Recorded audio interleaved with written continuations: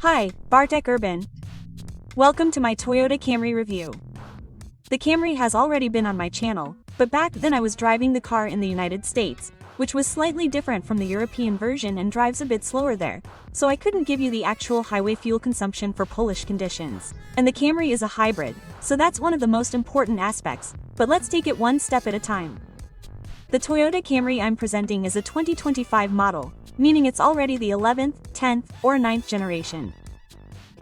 It's complicated because the first generation was called the Celica Camry, and not everyone counts it, and then again, Americans reduced that to 9 generations because they consider one of them a facelift along the way, and they don't count that either.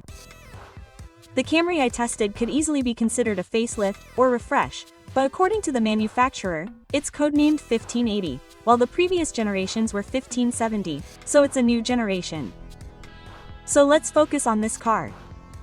The new Camry features a new front end, with headlights reminiscent of other European and American Toyota models, including the Crown. The rear also gets slightly different headlights. The bumpers have been updated, and that's basically it. The floor pan, profile, dimensions, everything is almost the same. I say almost because the differences in dimensions are millimeters, specifically 35 millimeters in length due to the bumper being 30 millimeters longer at the front and 5 millimeters longer at the rear. That means the car is 4.91 meters long, 1.44 meters high, and 1.84 meters wide. The wheelbase is 2.82 meters. It's a truly spacious car with a truly attractive side profile. It might actually be appealing in this configuration, as the precious bronze paint looks great. Oh, and the Camry needs larger wheels, because the 17-inch base doesn't look very attractive. What I also don't like, or rather, it didn't surprise me, is that the car has new headlights, but they're full LEDs, not matrix LED technology. This is strange, considering the Corolla has them as an option. I don't understand it, especially since the LEDs in the Camry aren't particularly bright. It's also a shame the Camry is only a sedan. If this car were available as a liftback and station wagon, it would be a surefire hit in Poland. I mean, it's already good and sells a lot, but I'm sure the liftback and station wagon would be much better. But that's not the case. There's also no homologation for a tow bar or roof rack. This is a problem because you can't carry bikes or tow a trailer. And fortunately, there seems to be a way around this. That is, the first thing, namely bicycles. You can supposedly install a tow bar, but only for bicycles. It's not a manufacturer option, but I've seen such kits. Just like I've seen reputable manufacturers offer roof bars for the Camry. I'll say right off the bat that I don't know what would happen in the event of a collision or an accident, so you'll have to check it out for yourself. I can show you a regular trunk. As I said, it's a sedan, so you can't throw large items through that opening, but the trunk itself is really large, holding 524 or 500 liters in the version we tested.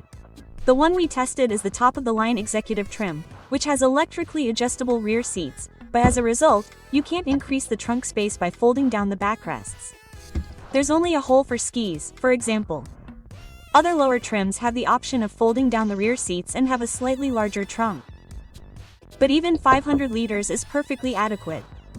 And importantly, there's a subfloor where a set of keys and tools is neatly integrated. And if you throw that away, you have a full spare tire. In a hybrid, this isn't so obvious, so that's a big plus, especially since you could probably perfectly integrate the gas tanks. It's just a shame that someone broke off the handle to lift the hatch in my case.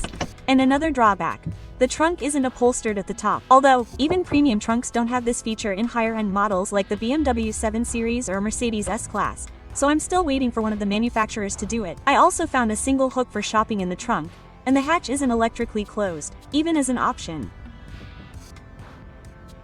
So we climb into the back. As I mentioned, there's an optional power-adjustable rear seat with adjustable backrest angle, but even without it, there's ample space in the cabin. I'm 186 centimeters tall and have plenty of room for both my legs and my head. Although I expected slightly more legroom. And of course, there's just as much space in the cabin as in the predecessor. All controls for the rear seats and more are located on the armrest. This feature has been around for years in Lexus and Toyota models. In addition to the seat controls, you can also control the audio, air conditioning, and rear sunblinds. There are also, of course, air vents, connectors, and sunblinds for the side windows. This time, they're manual.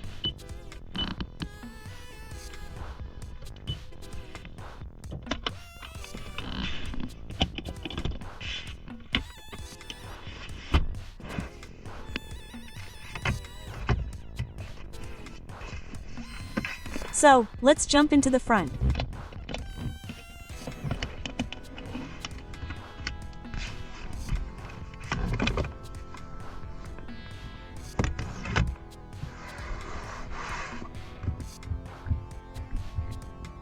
It's also very comfortable, with the seat and steering wheel fully electrically operated.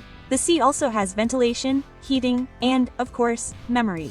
Basically, the only thing that could be improved is a slightly longer seat cushion and a slightly lower mount. But I've driven over 700 kilometers in this car, and it was truly comfortable. So, it's time for the dashboard. There's one important change here too, the screen. The predecessor had a 9-inch screen that was seemingly forced onto the top of the dashboard.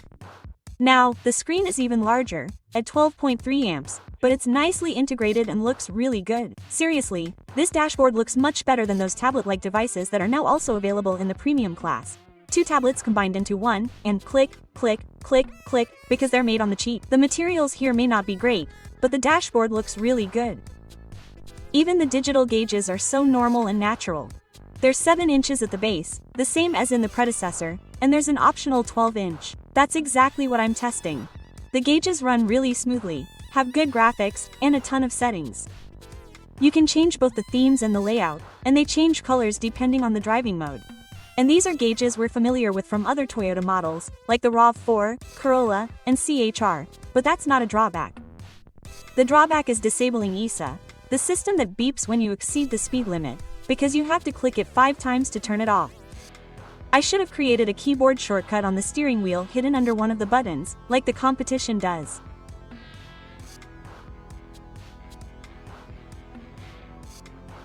The home screen also got a new system, and it's also a system familiar from other Toyota models. It's much more modern than the previous generation, but I still feel it looks a bit dated right away.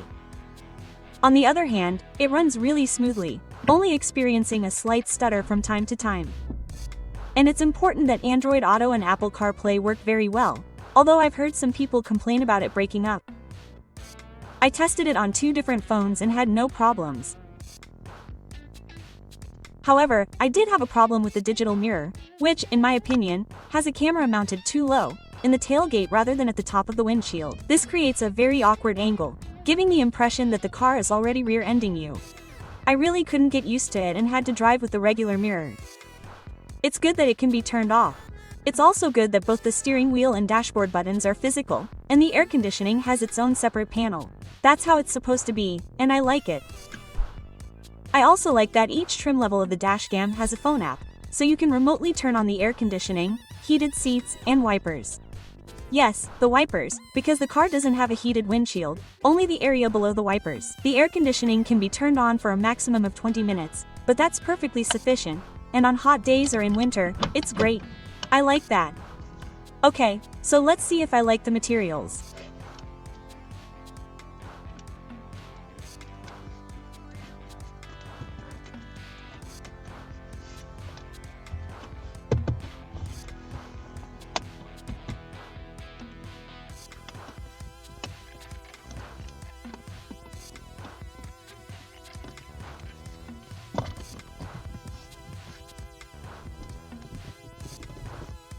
Well, I don't.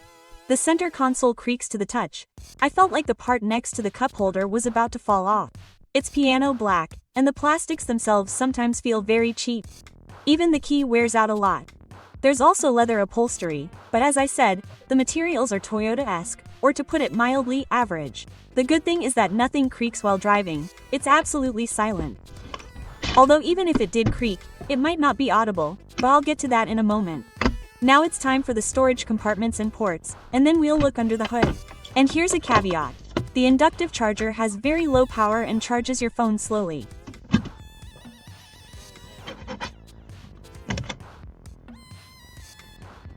And under the hood, there's no choice. There's always one engine. A naturally aspirated 2.5-liter 4-cylinder engine with hybrid support, giving us a total of 230 horsepower. There's also always front-wheel drive and a continuously variable transmission. That means always in Europe, because the US also offers a 4x4 version. Unfortunately, we don't have one in Poland. However, in Poland, we have actuators under the hood, while in the States, there was a stick. It's interesting to see what changes there are compared to the previous generation. Firstly, the combustion engine now has 8 more horsepower, for a total of 186. Secondly, this is the 5th generation of the hybrid, meaning there are more powerful electric motors and different battery technology. The battery has the same capacity, but is now lithium-ion, and the entire system produces 231 horsepower, previously 218, which means acceleration should drop from 8.3 to 7.9 or 7.2 seconds. I say, or, because the price list now lists a time of 7.2 seconds, which I think is probably an error, as it's an improvement of over 1 second, and only 12 more horsepower. I have a feeling this might be more for the AWD version, meaning the 4x4. When I did my test in the States, I was told the time should be 7.9 seconds, and I'll stick to that. A 4-second improvement is still a lot, so it's time to check it out.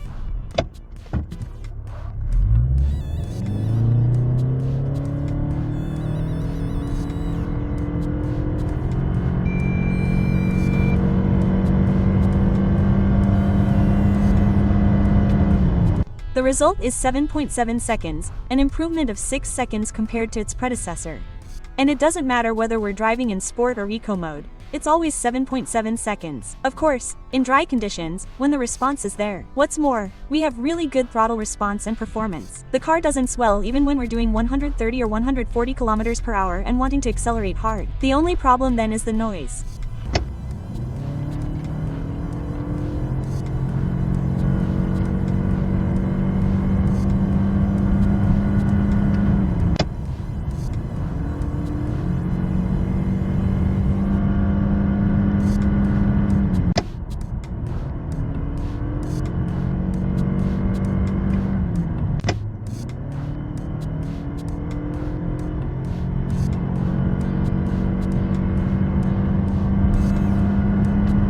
As I said, the response is good, and the car howls.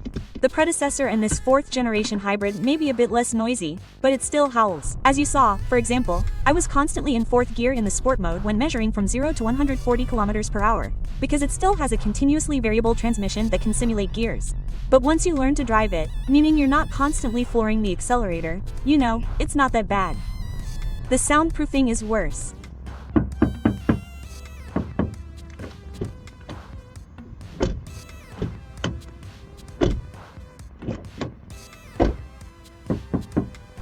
Unfortunately, there's either no improvement, or it's so small that I can't hear it. The car is still louder than the competition, and that's really the only drawback that bothered me about this car. And I know you can soundproof the doors themselves. The problem is probably disappearing somewhat. The thing is, when you're paying for a new car, it's a bit silly to immediately improve the factory. That should have been done right away.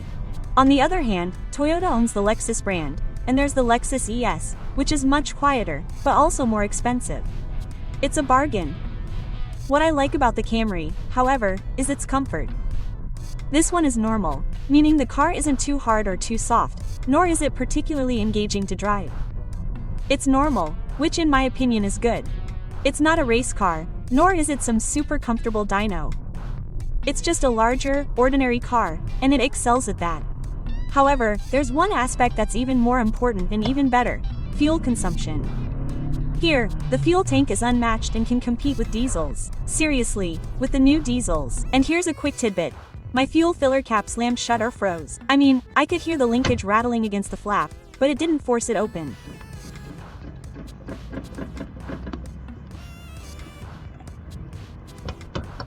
Fortunately, there's a spare pull from the trunk, so you can pull it and gently push the flap with your other hand, and it opens.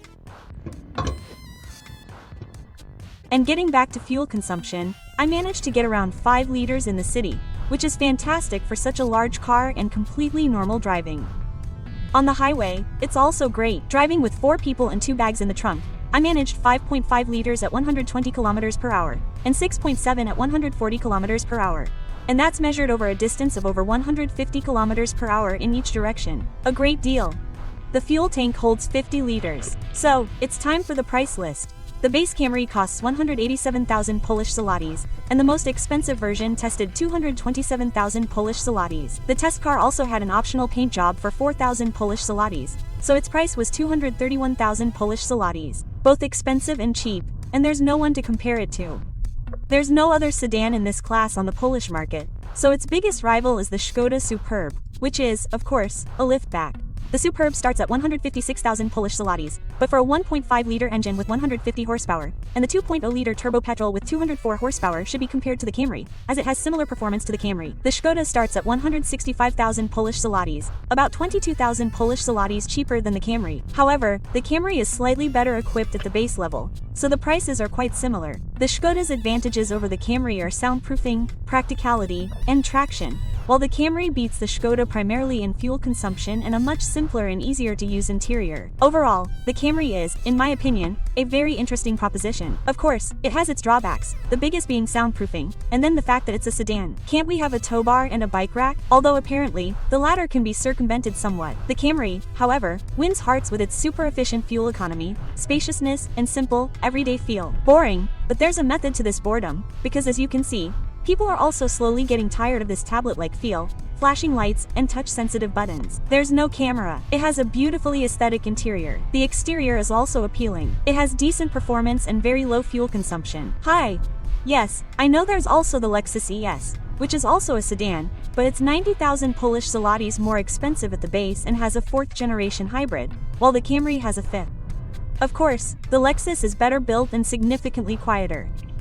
By the way, Lexus just unveiled the new generation ESA, which will have a newer hybrid and a completely different look. Do you like it? Here we go again. Hello,